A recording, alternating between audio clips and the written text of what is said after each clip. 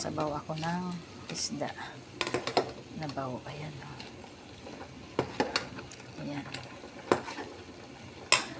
Ayan ang aking sabaw na isda na bawo.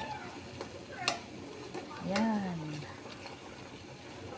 Sabaw.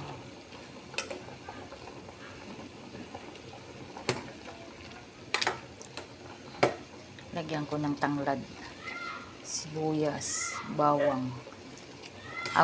Wala bawang pala. Sibuyas, tanglad, kamatis, luya, at saka siling haba. Sabaw pala to eh.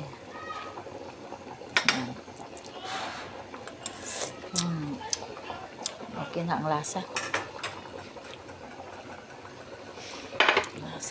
Lagyan ko siya ng pitsay. Ayan. Pitsay.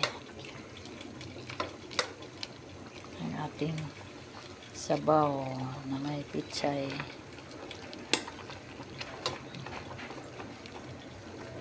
Yan na ang ating sabaw. Diba? Ang laki.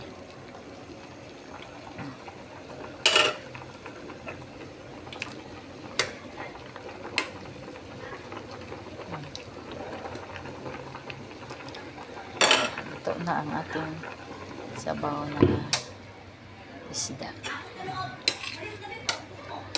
Ayan.